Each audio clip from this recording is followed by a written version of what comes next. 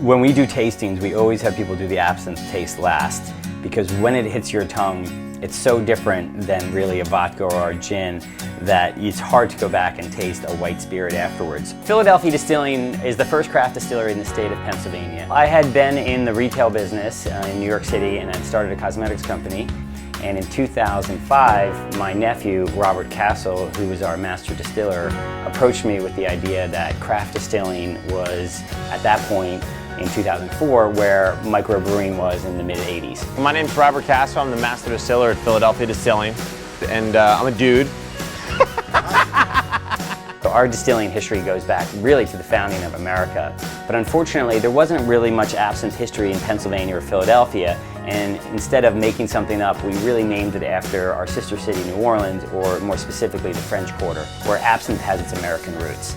To be an absinthe, a true absinthe, you have to have three main ingredients: grand wormwood, fennel, and anise. If you don't like that anise or that dark, that dark licorice flavor, no matter what you do with absinthe, it's not going to appeal to you. On the other hand, if you love that flavor, this is like liquid gold. I love it in a Bloody Mary.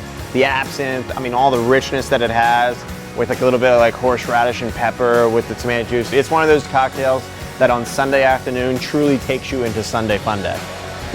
There's so many stories, mostly because of the Bohemian writers and authors and painters that were known to consume absinthe. And at one point in France, there was more absinthe drunk than wine. Soon after that, the wine industry caught on to this trend, and what they did was they made up a lot of myths and stories about people hallucinating and people doing crazy things like murdering their neighbor and such. This is grand wormwood. This is what people always say makes a real absinthe absinthe. This is the mythological herb.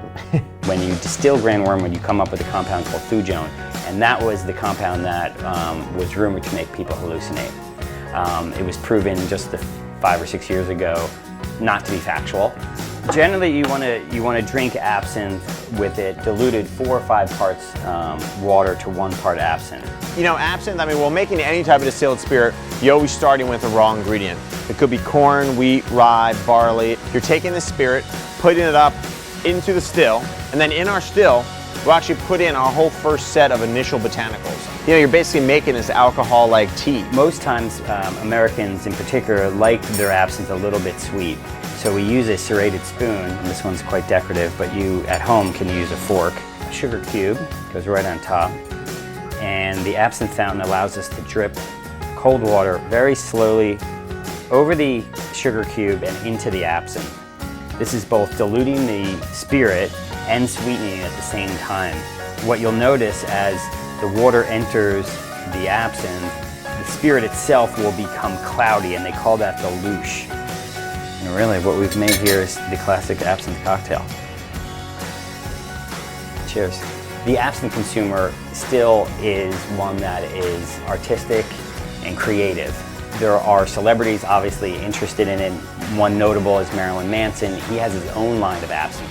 Yes, maybe some of the young college kids that thought they could hallucinate have tapered off in terms of sales volume, but what's taking place is these people that enjoy a really interesting cocktail and a creative spirit and really building their arsenal to make interesting cocktails at home. Cheers. Cheers.